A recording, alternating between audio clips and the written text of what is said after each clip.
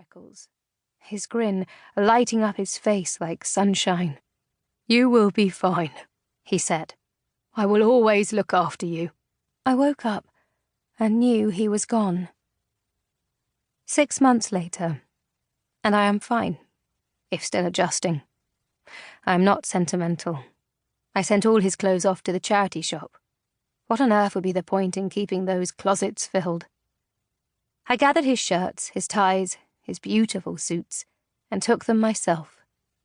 I couldn't ask Tally, my daughter would have been horrified. Since he died, I have started working again. Coiled pots and vases, some sculpture, but small, simple, not like the large ones I did 20 years ago, the ones with which I made my name. I have arthritis now, and my hands don't have the dexterity they used to. So, I keep the sculptures manageable. I take daily walks through Hampstead Village and photograph scenes that might inspire me.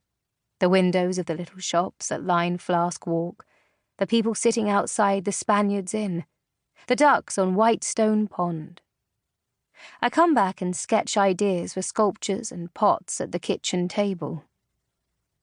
I have not been able to go into the attic, to sort through the detritus of a shared life. I have not been willing to revisit the past, but my husband has been dead for 6 months, and as I sit, this morning, I know that it is time. I need to move forward, I think, looking out the window, admiring the garden. The shrubs are bursting into colour as spring becomes summer, the profusion of cherry blossoms now dropping as the leaves burst into green, and the alliums and tulips start to droop, their time now over. The kitchen soothes me, with its pale grey cabinets and open shelving, white plates and bowls stacked on the shelves. There is little colour anywhere, save for cookbooks and, of course, paintings that we collected over the course of our marriage, paintings that tell the story of our lives, that cover all the walls. The television is on low as I decide to try to map out some new ideas today. I have an idea for an abstract duck sculpture, but first I will paint it and see if I can make sense of it on the page. I dip my brush into water and swirl it around the cadmium yellow on a white china plate, diluting it until it is sufficiently watery as I start to paint the outline of my duck. In the background, the murmurs from the television help me relax. I'm not really listening until the music starts, when I catch my breath and drop the paintbrush. It is Madama Butterfly, Un bel di vedremo. Maria Callas at her height. That voice. I would know that voice anywhere. Un bel di vedremo. Levasi un fil di fumo sul estremo, con fil del mare. E po la nave appare, po la nave bianca. Entra nel porto, romba il suo saluto. I have heard this over the years, of course.